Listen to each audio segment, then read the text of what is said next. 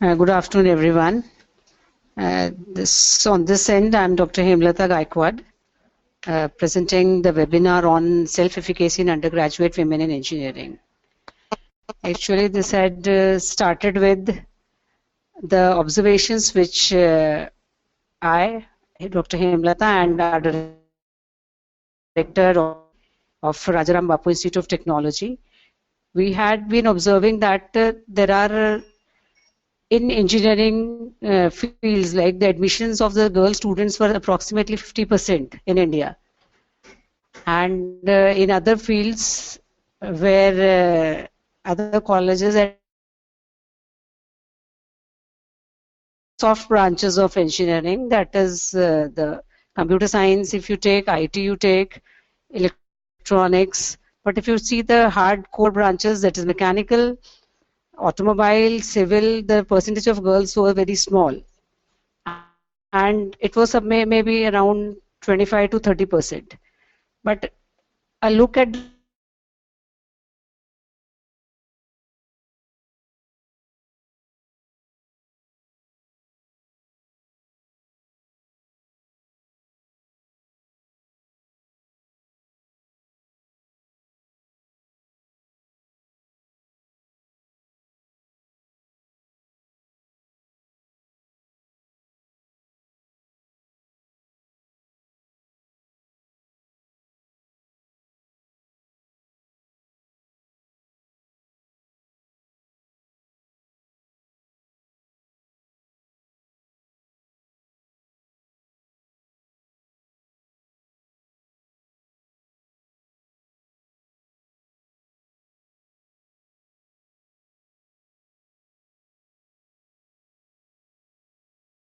the study was based on a scale which is a LSAS scale, which is a longitudinal assessment scale in assessing the self-efficacies.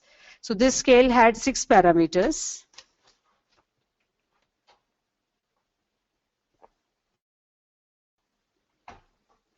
Which were engineering self-efficacy 1, engineering career expectations 2, then engineering self-efficacy 2, feeling of inclusion, efficacy in coping with difficulties, and math outcomes efficacy.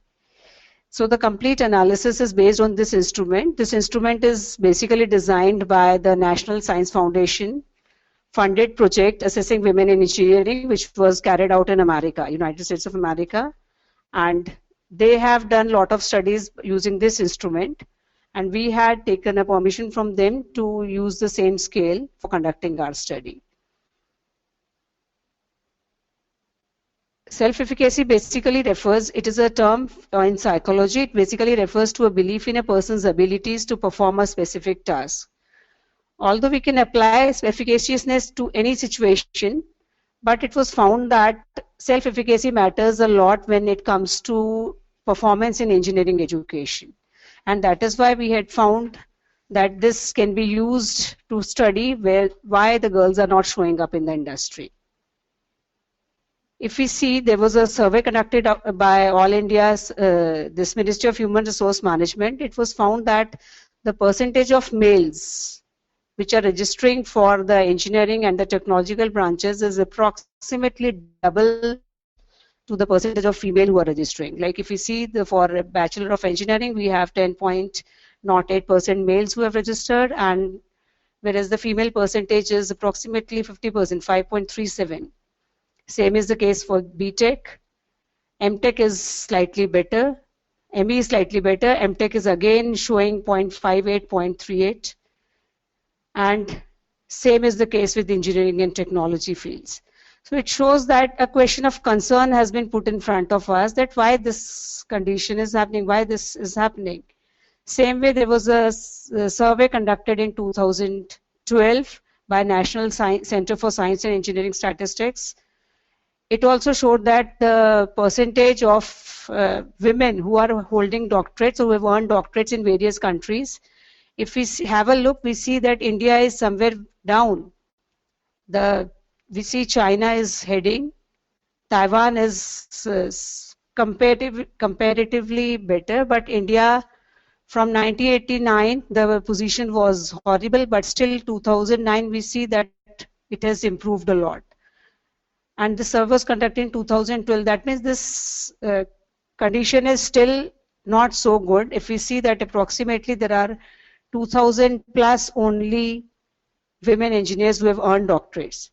If we see the overall country positioning and future forecasting till 2020, then also we see that India is not improving. Like if we use the forecasting techniques and find out where the position of women engineers in India in later stages, so 2020 also the condition is bad as compared to other countries. We see that the United States, if we see, it is stopping, European Union is stopping, but India is somewhere down again. So that puts a question mark in front of us that what is happening in Indian engineering education, that the women engineers are not going up. So the study, when it was conducted and interviews were conducted with the girls who had taken admission in the first year, and when they were growing, as it was a longitudinal study, we had been going to the engineering colleges for 2 years consecutively. The expectations which came out from the undergraduate girls were they felt that they want to enjoy whatever they are doing. They want good working environment. They want to make a difference somewhere in the existing fields, whichever are there. They want a good income and they want flexibility in timing. Whereas the demand of the engineering programs is, it's a challenge. They say that you have to go for it with all whatever conditions that they are, and it is difficult to be in that field, but definitely it proves to be rewarding. And you require a mathematical and a scientific bent of mind to solve the engineering problem. And here we could see the disconnect. What the undergraduate girls were expecting and what engineering field demands. There is a disconnect. So why this disconnect is there? So are we not doing better, you can say, grooming of the girls to change the expectations or to change what they are thinking? The second thing which we could see was, and we asked like who is influencing their career choices.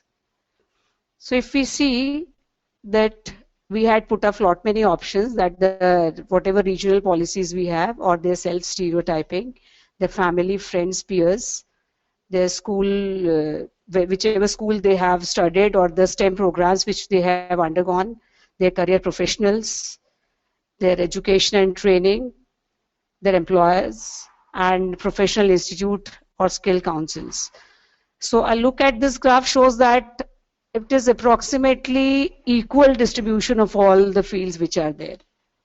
The family, friends, but a clear indication was, which came out from the interview, was their families, friends and peers were influencing the career choice more. But what we could get from the question in which they had marked the options, we could see that it is equal distribution. So that again we had validated to come out with a better questionnaire, and what we could find that the barriers which were there for girls and women to pursue the science and technology careers were, there's a lack of role models. So if we see that the women engineers who are there at higher leadership positions, whom they can see as their role models, are not visible. There are very few women who have reached to a higher level, and if there is no one, then who is there to get them motivated too? So they were telling that we do not have someone to benchmark on, or from where we should learn that this is the place where we can go and these are the skills required. Secondly, the lack of publicity which were aimed at women. Like whenever it was, when we had talked to them and the questionnaires revealed that anytime when they were telling that they have to work in industry, so it was forced from the family, or the viewpoint which came from the family members were like the industries are engineering industries are male dominated, so this is not a right career choice for you. Then there was a perceived lack of job opportunities. If we see most of the companies which are in the manufacturing field or say foundries in Western Maharashtra, some have not appointed even a single woman. Like they say, the interviews with the owners of those industries said that we are not taking up women at all. Then there was lack of confidence, which was visible among the undergraduate women itself. And the confidence was not increasing because people were not expecting from them. So low expectation of their family, low expectation of their faculty members, and low expectation of society. There was a lack of encouragement or family support. There was isolation. There was lack of flexible or part-time working. Like engineering industries anyway, when you go to the corporate world, you cannot expect flexible this work schedule. But still, the studies have indicated that all over the world that when it comes to women, a little flexibility is required. Though we talk of gender equality, but there are some issues for which you need to give a flexible timing for the women engineers or any women working in the field. So which is not present. Various researchers show. And there is if we talk of engineering industries, then the culture is totally male dominated. Moreover, a report which was given by McKinsey and Company, which a study which they had done for India, it showed that 50% of women whose performance is comparatively higher in STEM subjects, they are not showing up in the industry later. And they also saw that women who are aptly competent in engineering often fail to pursue engineering related careers. That means even if they are, if we see that toppers in engineering branches, if we see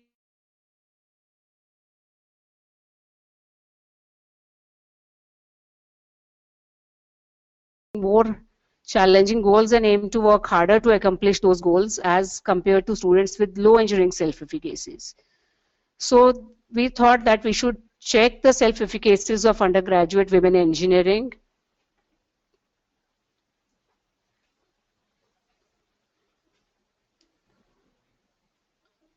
Because a high self-efficacy implies a greater self-disciplined approach toward the study, a more efficient use of problem-solving strategies, and comparatively better management of your working time.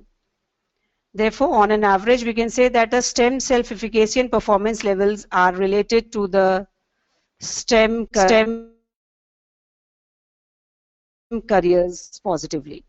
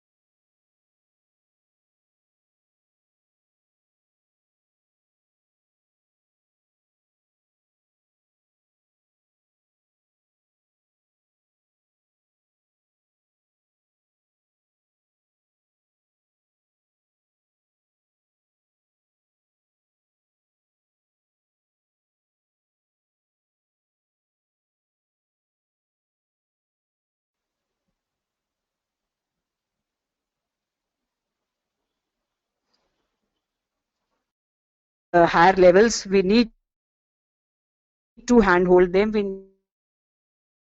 need to include them. We need to develop their self-efficacy, their self-confidence. The differences observed year-wise also showed a minor increment in the 6 scale.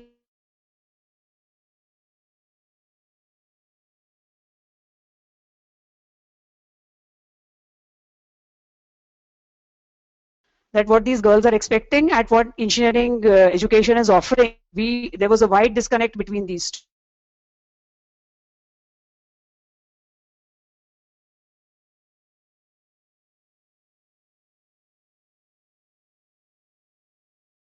This gap finally. So this study which we have conducted is still the analysis is going on, and future I think maybe in 3 to 4 months will be. Hello.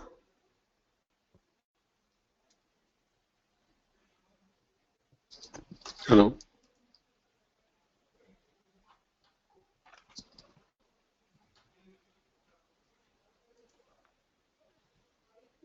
Hello. Hello.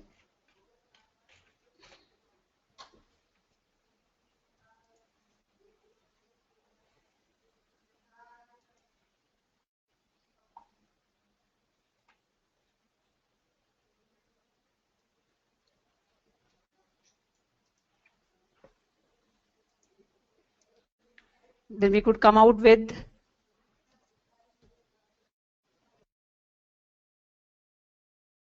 situation of women undergraduates in our country, and will be in a better position because it's a serious issue. And if we see like the articles which have been coming up in various national dailies, if we see the Economist, the Economic Times, and the studies which have come up from Ernst and Young, it is horrible that women are, or if we, it is really a point of concern that women is not only undermined only in India, it is the situation is bad in other countries as well.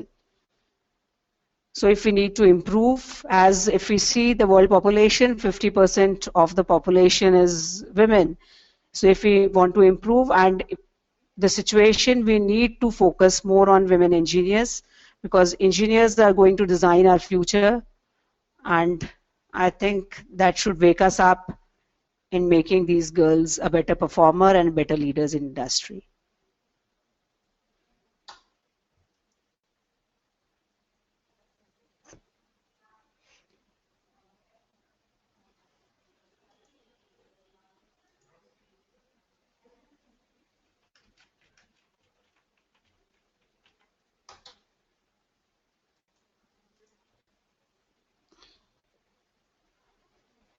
If we have any questions, I think we can take up.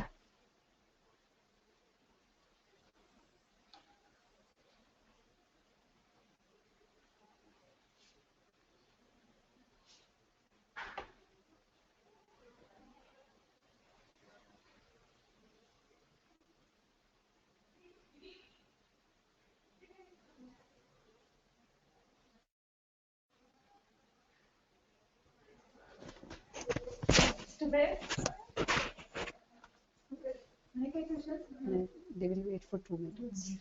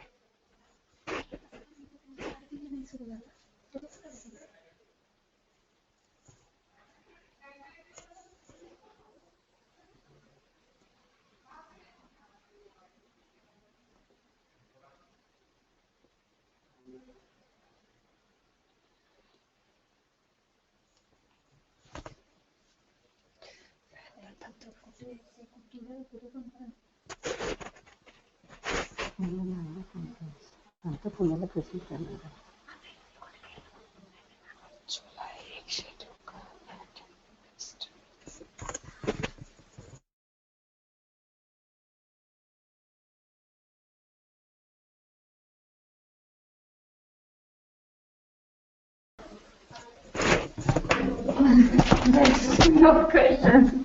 If details केलं तर कशाला केलं?